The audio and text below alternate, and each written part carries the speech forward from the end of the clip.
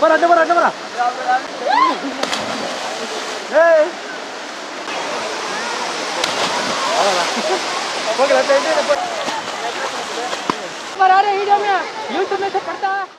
ಹೀಗೆ ಎತ್ತ ನೋಡಿದ್ರು ನೀರೋ ನೀರು. ನೀರಿನ ಸುತ್ತಲೂ ಸಾಲು ಸಾಲು ಬೆಟ್ಟ ಗುಡ್ಡಗಳಿಂದ ಕೂಡಿರುವ ಸುಂದರವಾದ ಪ್ರಕೃತಿ ಸೊಬಗು. ಈ ಸೊಬಗಿನ ಮಧ್ಯೆ ಜಲಾಶಯದಿಂದ 80 ಅಡಿಗಳ ಎತ್ತರದಿಂದ ಜಲಪಾತದಂತೆ ಧುಮ್ಮುಕುತ್ತಿರುವ ನೀರು. ಆ ನೀರಿನಲ್ಲಿ 10 ಅಡಿಗಳ ಮೇಲಿಂದ ಧುಮುಕಿ ಜೀವದ ಜೊತೆ ಚೆಲ್ಲಾಟ ಆಡ್ತಾ ಇರುವಂತಹ ದೃಶ್ಯಗಳು ಕಂಡು ಬಂದಿದ್ದು ಚಿಕ್ಕಬಳ್ಳಾಪುರ ತಾಲೂಕಿನ ಗೌರಿಬಿದೂರು ರಸ್ತೆ ಮಾರ್ಗದಲ್ಲಿರುವ ಶ್ರೀನಿವಾಸ ಸಾಗರ ಜಲಾಶಯದಲ್ಲಿ. ಹೌದು, ಬೆಟ್ಟ ಗುಡ್ಡಗಳಿಂದ ಹರಿದು ಬರುವ ನೀರು ಈ ಜಲಾಶಯದಲ್ಲಿ ಶೇಖರಣೆಯಾಗುತ್ತೆ. ಕೆಲ ದಿನಗಳ ಹಿಂದೆ ಬಿದ್ದ ಧಾರಾಕಾರ ಮಳೆಯಿಂದ ಶ್ರೀನಿವಾಸ ಸಾಗರ ಜಲಾಶಯ ಭರ್ತಿಯಾಗಿ ಕೋಡಿ ಹರಿಯುತ್ತಿದೆ. ಹಾಗೆಯೇ HN ವ್ಯಾಲಿಯ ಸಂಸ್ಕರಿತ ನೀರು ಸಹ ಇದೇ ಜಲಾಶಯಕ್ಕೆ ಸೇರುತ್ತಿದೆ. ಇನ್ನು ಈ ಜಲಾಶಯದ 80 ಅಡಿ ಮೇಲಿಂದ ಧುಮ್ಮಿಕ್ಕುವ ನೀರಿನಲ್ಲಿ ಆಟವಾಡಲು ರಾಜ್ಯದ ವಿವಿಧ ಮೂಲೆಗಳಿಂದ ಸಾವಿರಾರು ಪ್ರವಾಸಿಗರು ಆಗಮಿಸಿ ಸಂತೋಷ ಪಡ್ತಾರೆ, ಸಂಭ್ರಮಿಸ್ತಾರೆ. ಇನ್ನು ಕೆಲ ಪುಂಡರು ಯುವಕರು ಮಾತ್ರ ಶ್ರೀನಿವಾಸ ಸಾಗರ ಜಲಾಶಯದಲ್ಲಿ ಈಜಾಡೋದಕ್ಕೆ ಅವಕಾಶ ಇಲ್ಲದೆ ಇದ್ದರೂ, ಅನುಮತಿ ಇಲ್ಲದೆ ಇದ್ರೂ ಸಣ್ಣ ನೀರಾವರಿ ಇಲಾಖೆ ಅಳವಡಿಸಿರುವ ತಂತಿ ಬೇಲಿಯನ್ನು ದಾಟಿ ಈಜಾಡೋಕೆ ಅಂತ ಮುಂದಾಗ್ತಾ ಇದ್ದಾರೆ. ಈ ಜಲಾಶಯದಲ್ಲಿ ಪ್ರಾಣದ ಹಂಗನ್ನ ತೊರೆದು 10 ಅಡಿಗಳ ಮೇಲಿಂದ ಧುಮುಕಿ ಈಜಾಡ್ತಾ ಇದ್ದಾರೆ.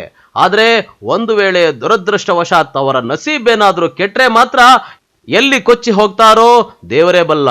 ಇನ್ನು ಅವರು ಸಾವಿನ ಮನೆ ಸೇರೋದಂತೂ ಪಕ್ಕಾ.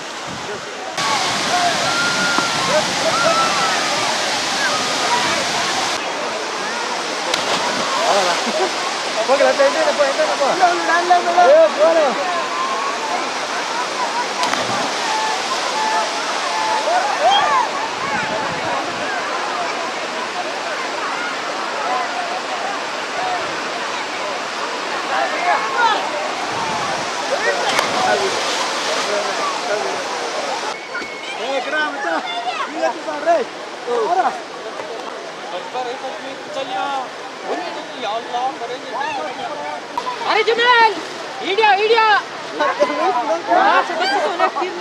बचाने वाला अब्बा है ऊपर आ रहे वीडियो में यूट्यूब में से करता है. ಹರಿ ಓಂ. ಶ್ರೀ ಕ್ಷೇತ್ರ ಶ್ರೀನಿವಾಸ ಸಾಗರ. ಈ ಕ್ಷೇತ್ರದಲ್ಲಿ ಶ್ರೀನಿವಾಸ ಸಾಗರ ಡ್ಯಾಮ್ ಎಂದೇ ಪ್ರಖ್ಯಾತಿ ಹೊಂದಿರತಕ್ಕಂತಹ ಒಂದು ಸ್ಥಳದಲ್ಲಿ ಇತ್ತೀಚೆಗಂತೂ ಸುಮಾರು ಸತತ 5-6 ವರ್ಷಗಳಿಂದಲೂ ಕೂಡ ಸಾಕಷ್ಟು ಸಾವುಗಳು ಕೂಡ ಕಂಡು ಬರ್ತಾ ಇರತಕ್ಕಂತಹದ್ದು. ಈ ಕೆರೆ ಕೋಡಿ ತುಂಬಿದಾಗ ಸಾಕಷ್ಟು ಜನ ಪ್ರವಾಸಿಗರು ಬರ್ತಾರೆ, ಬಂದು ವೀಕ್ಷಣೆಯನ್ನು ಮಾಡಿ ಹೋಗೋದಂತೂ ಮಾಡ್ತಾ ಇಲ್ಲ. ಕೆರೆಗಳಲ್ಲಿ ಸುಮಾರು 80 ಅಡಿ ಎತ್ತರದಿಂದ ಜಿಗಿಯುವಂಥದ್ದು, ಅಂದರೆ ನೀರಿನಲ್ಲಿ ಈಜಾಡುವಂತಹದ್ದು, ಈ ಥರ ಎಲ್ಲ ಅನಾಹುತಗಳೆಲ್ಲ ಮಾಡ್ತಾ ಇದ್ದಾರೆ. ಮುಂದೆ ಒಂದು ದಿನ ಏನಾದರೂ ಹೆಚ್ಚು ಕಮ್ಮಿ ಆಯಿತು ಅಂತಂದರೆ ಇಲ್ಲಿ ಇನ್ನೊಂದು ಏನಪ್ಪ ಅಂತಂದರೆ ಪೊಲೀಸವರು ಕೂಡ ಸ್ವಲ್ಪ ಗಮನವನ್ನು ಹರಿಸಿ ಶನಿವಾರ ಭಾನುವಾರ ಈ ಕೆರೆ ಕೋಡಿ ಹೋಗುವಂಥ ಸನ್ನಿವೇಶಗಳಲ್ಲಿ ಇಲ್ಲಿ ಬಂದು ಪೊಲೀಸವರು ಒಂದು ಕ್ರಮವನ್ನು ಕೈಗೊಂಡ್ರೆ ತುಂಬ ಚೆನ್ನಾಗಿರುತ್ತೆ. ಸಾಕಷ್ಟು ಜನ ಅನಾಹುತ ಆಗ್ತಾಯಿದೆ. ಮೊನ್ನೆ ರೀಸೆಂಟಾಗೆಲ್ಲ ಸುಮಾರು 1 ವರ್ಷದ ಕೆಳಗಡೆ 80 ಅಡಿ ಕಟ್ಟೆ ಏನಿದೆ, ಆ ಕಟ್ಟೆ ಮೇಲೆ ಒಬ್ಬ ಯುವಕ ಸುಮಾರು 40ರಿಂದ 50 ಅಡಿ ಎತ್ತರದ ಮೇಲಿಂದ ನಿಂತ್ಕೊಂಡು ಕೆಳಗಡೆ ಬಿದ್ದು ಸಾವನ್ನು ಕೂಡ ಸಂಭವಿಸಿದೆ. ಅದೇ ರೀತಿ ಕೆರೆ ಕೋಡಿ ಬಿದ್ದಾಗ ಸಾಕಷ್ಟು ಜನ ಈಜಾಡಲು ಹೋಗಿ ಕೆರೆಯಲ್ಲಿ ಅನಾಹುತಗಳಾಗಿ ಸಾಯ್ತಾ ಇರತಕ್ಕಂತಹ ಸನ್ನಿವೇಶಗಳು ತುಂಬ ಕಂಡು ಬರ್ತಾ ಇದೆ. ಇಲ್ಲಿ ಇನ್ನೊಂದು ಏನಪ್ಪ ಅಂದರೆ ಇದೊಂದು ಪವಿತ್ರವಾದ ಇತಿಹಾಸ ಇರತಕ್ಕಂಥ ಪವಿತ್ರವಾದಂತಹ ಭೂಮಿಯೂ ಕೂಡ ಆಗಿರತಕ್ಕಂತಹದ್ದು. ಲಕ್ಷ್ಮೀ ವೆಂಕಟೇಶ್ವರ ಸ್ವಾಮಿ ದೇವಸ್ಥಾನ ಆಗಿರಬಹುದು ಮತ್ತು ಈಶ್ವರನ ದೇವಾಲಯ ಆಗಿರಬಹುದು. ಈ ರೀತಿ ಪವಿತ್ರವಾದಂತಹ ಕ್ಷೇತ್ರಗಳಲ್ಲಿ ತುಂಬಾ ಅನಾಹುತಗಳೆಲ್ಲವೂ ಕೂಡ ಕಂಡು ಬರ್ತಾ ಇರತಕ್ಕಂತಹದ್ದು. ಇನ್ನೊಂದೇನಪ್ಪ ಅಂತಂದರೆ ಈ ಪ್ರೇಮಿಗಳು ಇತ್ತೀಚೆಗಂತೂ ಜಾಸ್ತಿನೇ ಆಗಿದ್ದಾರೆ. ಬೆಳಗ್ಗೆ 10 ಗಂಟೆ 11 ಗಂಟೆ ಸಮಯಕ್ಕೆ ಬಂದು ದೇವಸ್ಥಾನ ಮುಂಭಾಗದಲ್ಲಿ ಗಾಡಿಯನ್ನು ಹಾಕಿ ಕೆರೆ ಕಟ್ಟೆ ಕಡೆ ಹೋದರೆ ಸಂಜೆ 5:30 6 ಗಂಟೆ ಆದರೂ ಕೂಡ ಬರ್ತಾ ಇಲ್ಲ. ಈ ರೀತಿ ಸಾಕಷ್ಟು ತೊಂದರೆಗಳು ಕಂಡು ಬರ್ತಾ ಇದೆ. ಇನ್ನೊಂದೇನಪ್ಪ ಅಂದರೆ ಇದೊಂದು ಹಿಂದೂಗಳಿಗೆ ಒಂದು ಪವಿತ್ರವಾದಂತಹ ಒಂದು ಜಾಗ ಅಂತ ಕೂಡ ಹೇಳ್ಬೋದು. ಇಲ್ಲಿ ಅನ್ಯ ಧರ್ಮದವರು ಕೂಡ ಇಲ್ಲಿ ಬಂದು ನಾನ್ ವೆಜ್ಜನ್ನು ತಿನ್ನುವಂತಹ ಕಾರ್ಯಕ್ರಮಗಳು ಇವೆಲ್ಲ ಮಾಡ್ತಾ ಇದ್ದಾರೆ. ಈ ಕೆರೆಯಲ್ಲಿ ಈಜಾಡುವಂತಹ ಕಾರ್ಯಗಳೆಲ್ಲವೂ ಕೂಡ ಮಾಡ್ತಾ ಇದ್ದಾರೆ. ಇದನ್ನೆಲ್ಲವೂ ಕೂಡ ತಡೆ ಹಾಕಬೇಕಾಗಿ ನಾನು ಪೊಲೀಸ್ ಅಧಿಕಾರಿಗಳಿಗೂ ಹಾಗೂ ಸಣ್ಣ ನೀರಾವರಿ ಅಧಿಕಾರಿಗಳಿಗೂ ಎಲ್ಲರಿಗೂ ಕೂಡ ನನ್ನ ಒಂದು ಕೋರಿಕೆಯನ್ನು ನಾನು ಕೋರ್ತಾ ಇದ್ದೇನೆ. ಅಂದಹಾಗೆ ಶ್ರೀನಿವಾಸ ಸಾಗರ ಜಲಾಶಯಕ್ಕೆ ಬರುವ ಪ್ರವಾಸಿಗರಿಂದ ಪೋಶೆಟ್ಟಹಳ್ಳಿ ಗ್ರಾಮ ಪಂಚಾಯಿತಿ ವತಿಯಿಂದ ಟೆಂಡರ್ ಕರೆದು ಸುಂಕದ ರೀತಿ ಹಣ ಪಡಿತಾ ಇದ್ದಾರೆ. ಆದರೆ ಈ ಜಲಾಶಯದ ಬಳಿ ಯಾರು ಸಹ ಪ್ರವಾಸಿಗರ ಹುಚ್ಚಾಟವನ್ನ ಪ್ರಶ್ನೆ ಮಾಡ್ತಾ ಇಲ್ಲ. ಈ ಹಿಂದೆಯೂ ಸಹ ಇದೇ ರೀತಿ ಜಲಾಶಯದಲ್ಲಿ ಈಜು ಹೊಡೆಯೋಕೆ ಅಂತ ಹೋದ ಯುವಕ 80 ಅಡಿಗಳ ಮೇಲಿಂದ ಕೆಳಗೆ ಬಿದ್ದು ಪ್ರಾಣ ಕಳ್ಕೊಂಡಿದ್ದ.